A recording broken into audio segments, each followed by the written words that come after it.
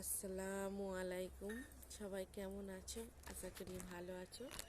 আমিও আলহামদুলিল্লাহ আল্লাহর অশেষ রহমতে খুব ভালো আছি। তোমরা কেমন আছো আমার কমেন্ট বক্সে জানাবে।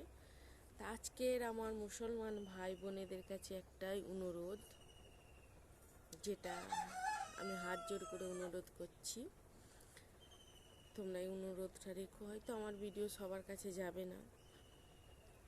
আমাদের ইন্ডিয়ায় গরু কাটা বন্ধ, আইন যে কুরবানি এসে গেছে, কুরবানি করা বন্ধ হয়ে যাবে।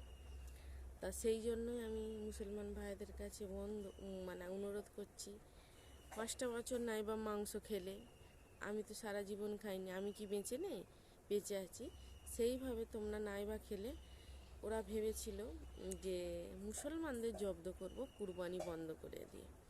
এটা জানে না যে গরুর আসল উৎস হিন্দুরা, কারণ মুসলমানরা গরু পালে না, গরু পালে হিন্দুরা। তা সেই জায়গায় গোমাতাকে বাঁচাবার তারে তা গোমাতাকে জয় করা বন্ধ, মানে কুরবানি করা বন্ধ।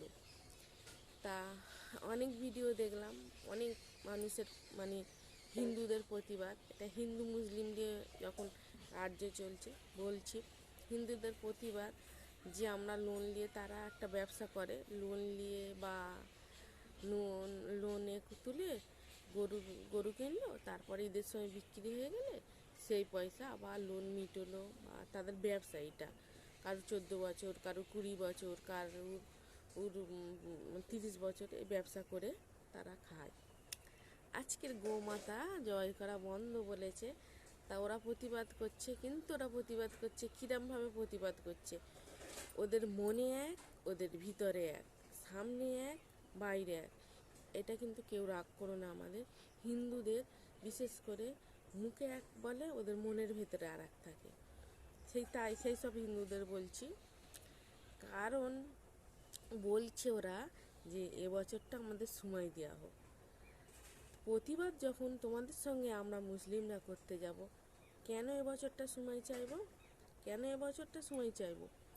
আমরা চাইলে সারা জীবন এইটা এই আইনটা পাস হবে যে সারা জীবন গরু কুরবানি হোক। আমরা তোমাদের সঙ্গে তোমাদের লাভে কেন আমরা ঘুরতে যাব? তোমাদের লাভের জন্য তোমরা এবছর চাইছো।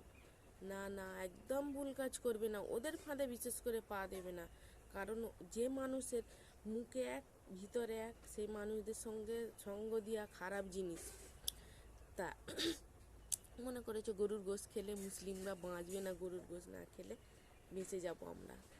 তা তোমরা এইভাবে প্রতিবাদ করতে থাকো মুসলিমরা, যে কেউ গরু কিনবে না, তবেই কিন্তু ওদেরকে জব্দ করা যাবে। আবার আইন বার করেছে গোমাতাকে 14 বছর পরে বিক্রি করে। যে মানুষ যে জিনিসটাকে মা বলে ডাকছি, তাকে 14 বছর, জোয়ানকালে কি মা আর বুড়োকালে মা না? তা সেই অবস্থা আমাদের মুখ্যমন্ত্রীর। 14 বছরের আগে হলো গোমাতা, 14 বছরের পরে হলো তাকে বিক্রি করে, কুরবানির জন্য বিক্রি করলেও কোনো সমস্যা নেই। তো এরা কেমন মানুষ? এরা মনে হয় নিজের মাকে ঠিক মতো মা বলে না। কারণ নিজের মা যখন বুড়ো হয়ে যাবে, এদের মারা যখন বুড়ো হয়ে যাবে, হয় বাইরে ফেলে দিয়ে আসবে, না হলে কী হবে, জয় করে খেতে বলবে। এরা হলো সেই ধরনের মানুষ। তা গোমাতা যে মা, এরা আরও কেমন তোমাদের আমরা বলি। মাতা যখন গরুর বাচ্চাগুলো হলো ভাই, ছেলে বাচ্চা হলো ভাই, মেয়ে বাচ্চা হলো বোন, আর গরুর যে ছেলে গরুগুলো হলো বাপ, বাপ। তা মাতাটাকে করলে যাকে মাতা বললুন তাকে গোয়াল ঘরে রাখলুন। যে ভাই আমার, এরা হলো ভাইদের উপরে ভাইদের হক দেবে না।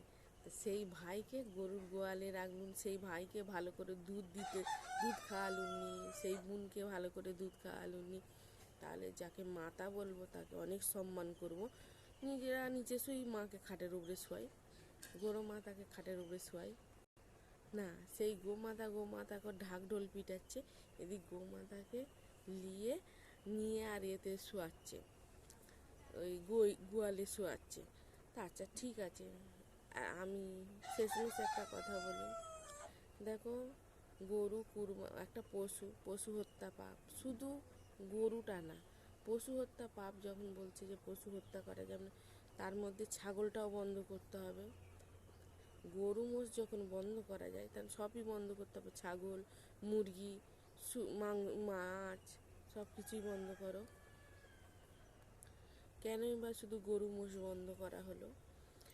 তা এটা হলো মুসলমানদের জব্দ করার জন্য, মানে মুসলমান বিরোধী মন্ত্রী, ওই জন্যই মুসলমানদেরকে করার জন্য এইভাবে করতে। কিন্তু আদেও বুঝতে পারলো না যে মুসলমানদের জব্দ করতে গিয়ে আগে কিন্তু হিন্দুদের জব্দ হবে। মুসলমানরা হলো অন্য ধরনের মানুষ, অন্য রক্ত দিয়ে তৈরি, এরা জব্দ হয় না। কারণ এরা জানে আগে খায় তারপরে ঘর বাঁধে, এরা এই রকম, আগে এদের হাঁড়ি তারপরে বাড়ি, এদের জব্দ করা খুবই মুশকিল।